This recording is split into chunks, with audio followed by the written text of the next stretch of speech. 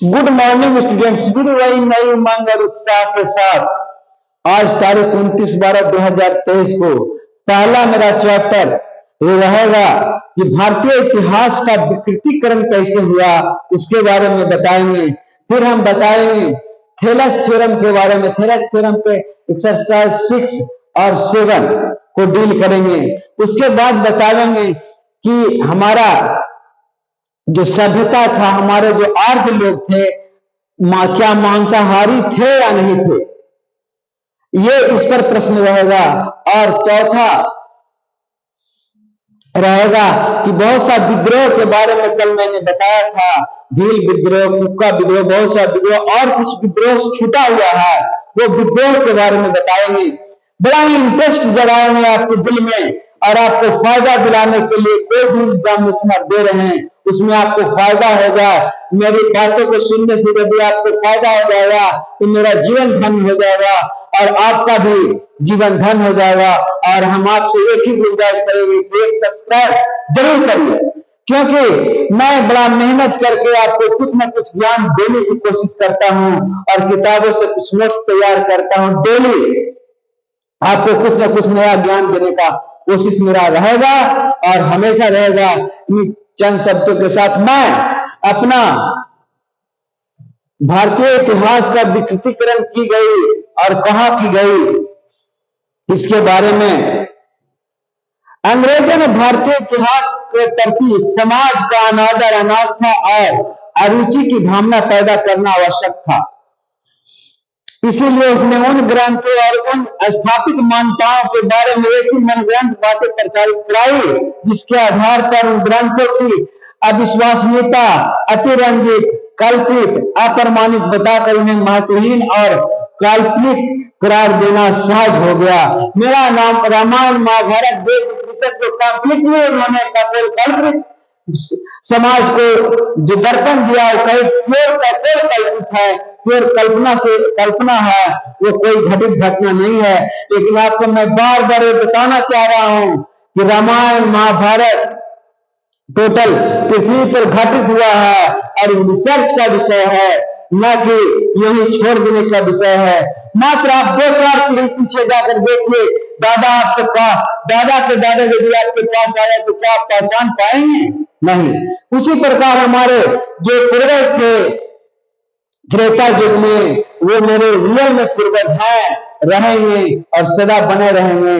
मैं इन्हीं बातों से आपको उन कार्यों में तत्कालीन अंग्रेज सत्ता में ऐसे पाश्चात्य विद्वानों का सहयोग लिया जो साहित्य, इतिहास, पुरातत्व आदि के क्षेत्रों से संबंधित थे। इन लोगों के माध्यम से अंग्रेजी सत्ता ने ऐतिहासिक प्रमाणों से युक्त ऐसे भारतीय ग्रंथों और विलोकों में जिनमें भारत की प्राचीनता और श्रेष्ठता सिद्ध होती थी, या तो पाठ बदल दिया या भारत की प्राचीनता को करने की दृष्टि से भारतीय इतिहास के प्राचीन राजवंशों को न केवल राजपालों को ही कम करके दिखलाया, वरन उसके राजाओं के आयुओं को भी कम करके और राजकाल को भी कम करवा दिया। अपनी कल्पित काल गणना को सिद्ध करवाने की दृष्टि से प्राचीन भारतीय संबंधों को पूरी तरह से नकार कर न केवल उनके महत्वहीन करवाया, वरन अप्रमाणिक सिद्ध करने के लिए उसने तरह तरह की गड़बड़ियां भी करवाई। हम बताएं क्या क्या गड़बड़ियां उन्होंने की है। जैसे किसी का तो प्रयोग करके एकदम अमान्य करार दिया, किसी को नाम बदल दिया गया, किसी को किसी दूसरे के साथ मिला दिया गया। जहां तक प्राचीन साक्ष्यों का संबंध था, उनसे भारत के प्राचीन सिद्ध हो सकता था, कुछ मात्रा में सिद्ध हुई भी, किंतु अधिकांश साक्ष्यों को वास्तविक प्राचीनता को पुरातात्विक सामग्री के संदर्भ में वैज्ञानिक आधारों पर कराए गए विश्लेषणों से निकाले गए निष्कर्षों को भ्रमपूर्ण बनाकर झुठलाया दिया गया। भारत के साहित्य, इतिहास आदि में उन्होंने अनेक विकृतियां की। उनमें से कुछ को निम्नलिखित 4 खंडों में विभाजित करके यहाँ दिया जा रहा है। पहला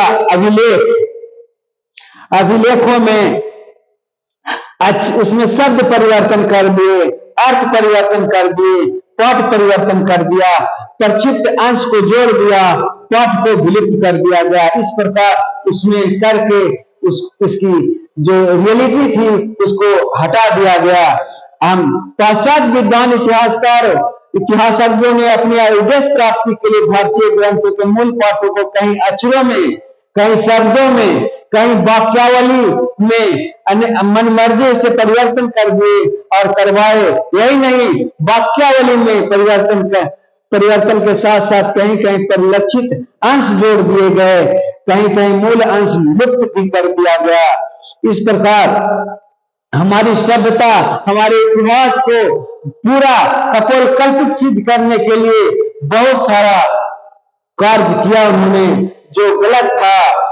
विष्णु पुराण, इस पुराण में मौर्य वंश के राजकाल 337 वर्ष दिया गया था, किंतु संक्षिप्त श्लोकों को त्र्यंब शतम सप्त सिंधु सत्तु रतम में त्रय को बदलकर आ अक्षर करके अर्थात त्रैब्द को अब्द बनाकर 300 की जगह 100 करके वह काल में 137 वर्ष करवा दिया गया। आज अधिकतर विद्वान 137 वर्ष को ही सही मानते हैं, किंतु कलिंग नरेश खारवेल के हाथी गुफा अभिलेखों में मौर्य वंश का संदर्भ 165वें वर्ष का स्पष्ट उल्लेख होने से मौर्य वंश का राजकाल 137 वर्षों को समेट पाना कठिन है, विशेषकर उस स्थिति में जब हाथी गुफा अभिलेख ऐतिहासिक दृष्टि से प्रमाणित माना जा चुका है। मत्स्य पुराण में यह अभिलेख आदि भी वैसा ही किया गया है। मैंने हर एक जगह वो बदलने की कोशिश किए, हमारे सभ्यता और संस्कृति को बदलने के लिए अथक प्रयास किया। क्या इससे मेरी सभ्यता संस्कृति बदल गई? क्या हम रामायण को नहीं मानने लगे? क्या हम महाभारत को नहीं मानने लगे? क्या हम वेद को नहीं मानेंगे? हम सब मानेंगे। हमारे जो पूर्वज थे, हमारा सभ्यता और संस्कृति आज तक सहयोग कर जो रखा, 1200 वर्षों के गुलामी के बावजूद भी हमने अपनी सभ्यता और संस्कृति को नहीं छोड़ा। यही कारण था कि हिंदू धर्म बचकर पृथ्वी पर रह पाया। अब हम आगे की ओर बढ़ते हैं और थेलेस थ्योरम का exercise 6 in the given figure AD बटा DB बराबर AE बटा EC एंड कोण ADE बराबर कोण ACE प्रूव दैट त्रिभुज ABC जैसे सेलेस ट्रायंगल समद्विबाहु त्रिभुज होगा। अब समद्विबाहु त्रिभुज के लिए हम तो पहले कलम ये ले लेंगे और हमको आइसोसेलेस ट्रायंगल साबित करना है। मैंने समद्विबाहु त्रिभुज है, वी नो दैट AD बटा DB बराबर AE बटा EC so that D is parallel to BC by converse of Thales theorem. इसलिए ADE बराबर ABC, ADE बराबर ABC हो गया है, क्योंकि समानांतर है, अतिरिक्त छेदी रेखा मिलता है, इसलिए ADE ये कोण बराबर ये कोण हो जाएगा। अब लेकिन ADE बराबर ACE दिया हुआ है, ये कॉमन हो गया, इसलिए ये बराबर कोण ये हो गया हमको। सो AB बराबर AC होता है, क्योंकि कोण बराबर कोण के सामने की भुजाएं बराबर होता है, 60 से अपोजिट इक्वल रहेंगे। हेंस ABC से आइसोसेलेस ट्रायंगल प्रूव हो जाएगी, ये प्रूव हो गया। अब स्टेप थर्ड चलते हैं, 7 चलते हैं। 7 में in the figure given along set D समानांतर OQ एंड FOQ। D समानांतर है OQ का, इसके समानांतर एंड DF समानांतर ये वाला समानांतर है OR के, इसके समानांतर। सो दैट EF समानांतर QR का है, इसके समानांतर ये लिखा है। अब D समानांतर OQ, इसलिए PD बटा D समानांतर OQ, इसलिए PD बटा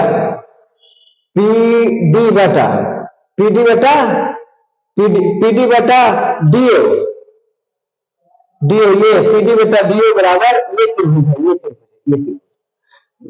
POQ में PD बटा DO बराबर P बटा EQ बाई थेलेस थ्योरम हो गया। उसी प्रकार POQ में PO आर में इधर वाला त्रिभुज POR में, ये वाला त्रिभुज, ये वाला त्रिभुज PD बटा DA बराबर PF बटा PF। अब हम देखते हैं कि ये दोनों कॉमन हो जाता है, कॉमन हो गया तो P बटा EQ बराबर PF बटा FR is equal to PD बटा DA हो गया, PD बटा DA का इक्वल हो गया 10। Triangles PQR is E and F are the point on PQ and PR respectively such that P बटा EQ बराबर PF बटा FR हो गया है। EF समानांतर QR by converse of Thales theorem.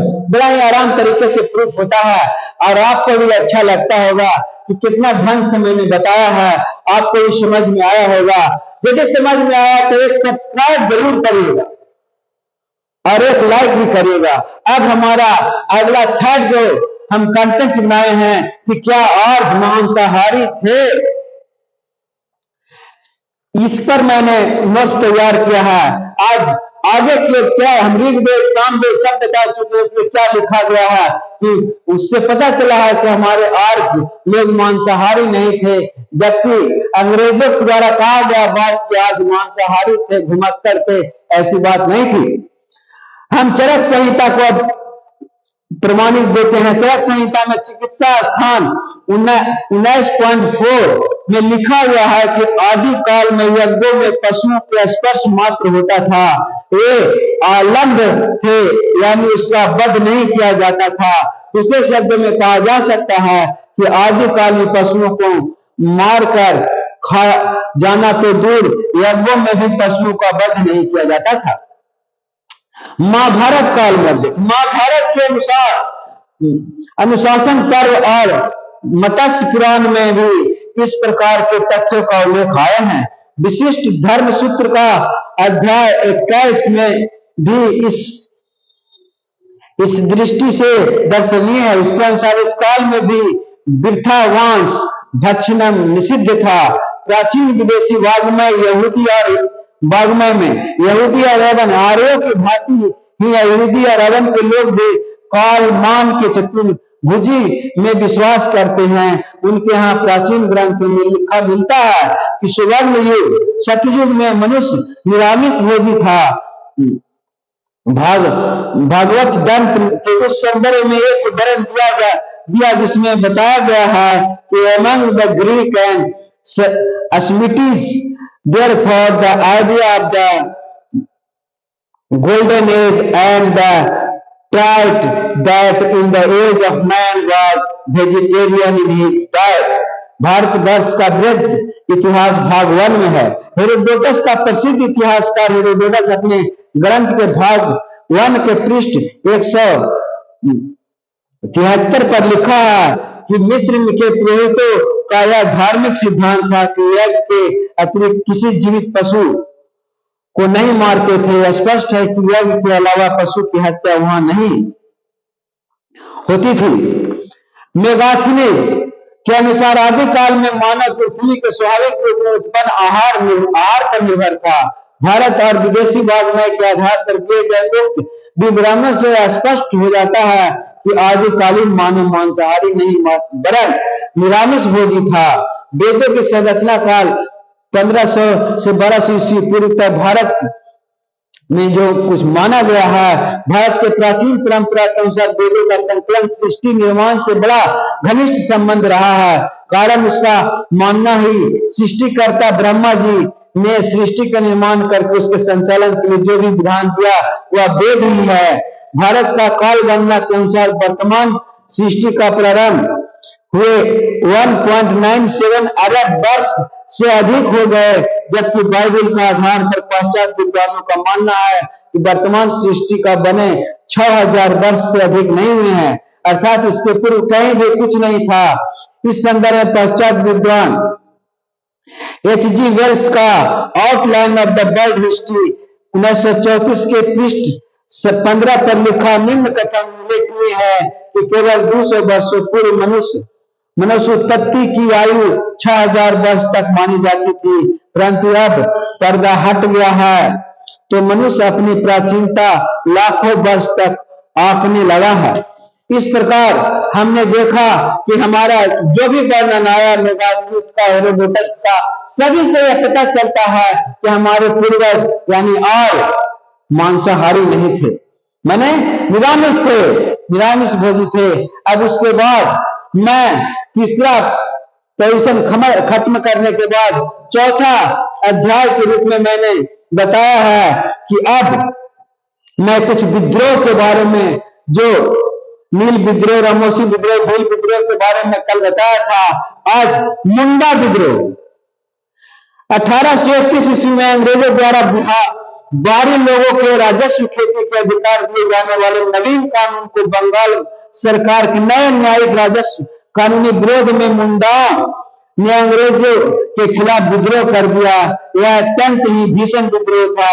बहुत मुश्किल से अंग्रेजों सेना व्यापक स्तर पर सैनिकों कार्रवाई कर 1832 ईस्वी में इसे दबा सके, किंतु 19वीं शताब्दी के उत्तरार्ध में पुनः विद्रोह भड़क था। अब इस विद्रोह का नेता बिरसा तथा गया आदि थे। मुंडा अंग्रेजी शासन के स्थान पर मुंडा शासन की स्थापना करना चाहते थे। अंग्रेजों में पुनः इस विद्रोह को दबाने के लिए अभियान चलाया और 1900 ईस्वी में मुंडाओं ने नेता का बिरसा मुंडा को गिरफ्तार कर जेल भेज दिया गया। वहीं हैजे से उनकी मृत्यु हो गई। मुंडाओं के नेता गया मुंडा को गोली मारकर हत्या कर दी गई। इसके साथ ही मुंडा विद्रोह पूर्णतः दमन हो गया। इस प्रकार आज मुंडा विद्रोह के बारे में मैंने बताया। और एक विद्रोह और बताना चाहते हैं, बहावी विद्रोह का बारे में कल मैंने बता दिया था। ऐसे बहावी आंदोलन है, वो अब्दुल बहाव की प्रभावित सैयद अहमद राय बरेली के आंदोलन के प्रवर्तक थे। हजरत मोहम्मद काल में पसदा थे, ये बताने की आवश्यकता नहीं है। अब हमें लगता है कि विद्रोह के बारे में करीब कंप्लीट कर दिए। अब अगले दिन रॉलेट एक्ट के बारे में मैं बताऊंगा, और रॉलेट एक्ट कैसे अंग्रेजों का काला कानून था, इसके बारे में मैं कुछ ज्ञान दूंगा। अगले दिन का है। अब हाउ टू ऑपरेट ये वाला जो बोर्ड है उसको कैसे ऑपरेट करते हैं, थोड़ा सा इसको हम बताना चाहते हैं फिर से। हाउ टू ऑपरेट यकीन 12।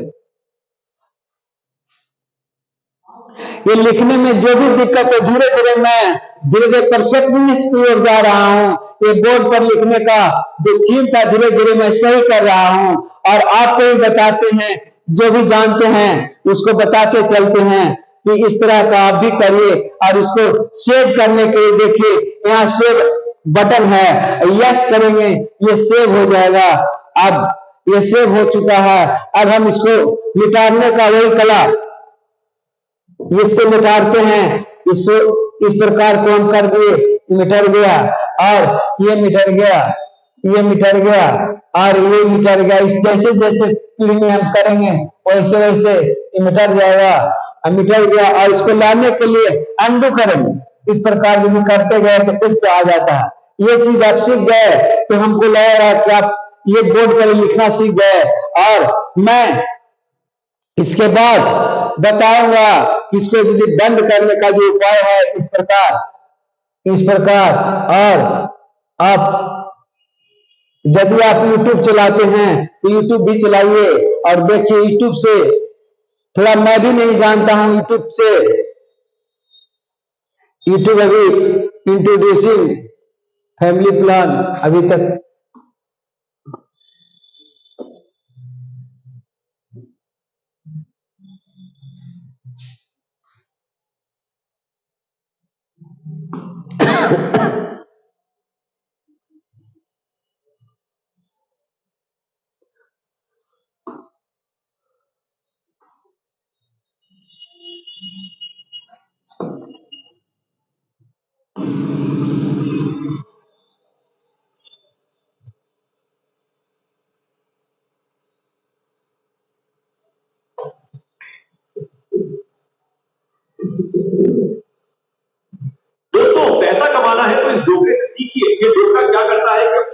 को इस अड्डे में बैठाकर उसके ऊपर एक डब्बा रख देता है और वहां पर अंडे बेचने लग जाता है और इस अंडे के बॉक्स में रस्सी से डोर बांधकर रख देता है और उस डोर की डोरी इस लड़की के पास होती है जो कि अंदर है और तभी ये आदमी अंडे खरीदने आता है और बोलता है कि अरे ये अंडे कितने रुपए किलो दिए? ये डोकरा बोलता है कि अरे ये तो 300 रुपए किलो है। ये आदमी बोलता है इसका 150 रुपया दे। तभी इस आदमी की नजर इस बॉक्स में डोर पर पड़ जाती है और बोलता है कि अरे दादा इस पूरे बॉक्स की कीमत बता। ये बोलता है कि सिर्फ 500 रुपए और ये आदमी खुशी खुशी खरीद लेता है। लेकिन आगे इसके साथ जो हुआ उसे देखकर तो आप भी हैरान हो जाओ। पर वह देखने से पहले बस इस वीडियो को एक लाइक कर देते तो मजा आ जाता और कमेंट में अपना नाम बता देते तो फिर तो और भी ज्यादा मजा आ जाता। इस प्रकार ये चलाकर मैं भी दिखा दिया, इंटरेस्ट आपको जगह है। अब इसको बंद करते हैं हम।